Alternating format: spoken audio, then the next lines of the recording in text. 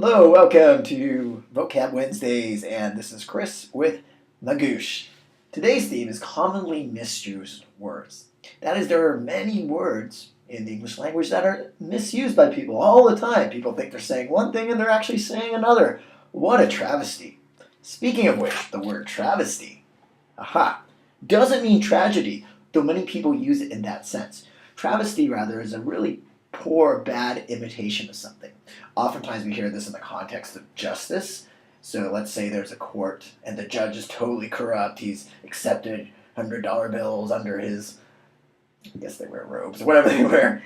And you're supposed to have this wonderful, unbiased judge who's supposed to carry out this objective justice, yet it's an absolute sham. It's a travesty of justice.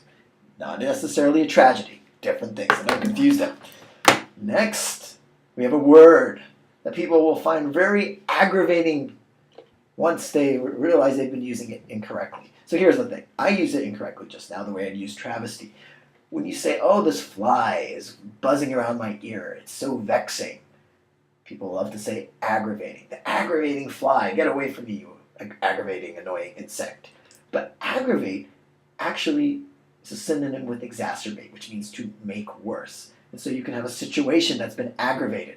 For instance, if a police officer pulls me over for speeding, and instead of apologizing and saying, I'm sorry, I was obviously going over the speed limit, if instead I argue with the police officer and say, no, your radar detector is probably wrong, I'm only aggravating the situation, meaning he's probably not going to be very nice to me and probably going to slap me with a double fine on my ticket. Next, we have a word that people think means one thing but means something very different. Enervate, which seems to have gotten poor Mr. E there, didn't quite make it, but that is an E. Enervate does not mean to energize, though it sounds like that. Energy. However, enervate is the opposite. It means to suck the energy from. Now, the GRE is really tricky, and there's actually another word in English, so it may actually come up. It's innervate, and that's spelled I-N-N-E-R-V-A-T-E,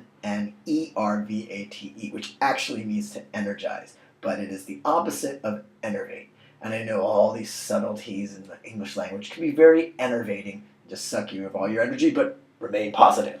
Finally, we're not done yet, we have refute. And I hear people use this often in the context of, oh, I'm going to disagree with you, I'm going to argue with you, I'm going to refute you. Refute doesn't mean that. It means something very different. It means to disprove strongly. So if there was a claim that the random object in the sky was a UFO, people are twittering or tweeting about it, it's up on their Facebook, and then all of a sudden it turns out it was actually a balloon by the military. Then it turns out the claim that it was a UFO has been refuted, it's been completely disproven. Though, of course, some would argue that that was actually an alien spacecraft. But again, to refute does not mean to argue with, but means to disprove. And that's it for this week, and I'll see you next week for Vocab Wednesday.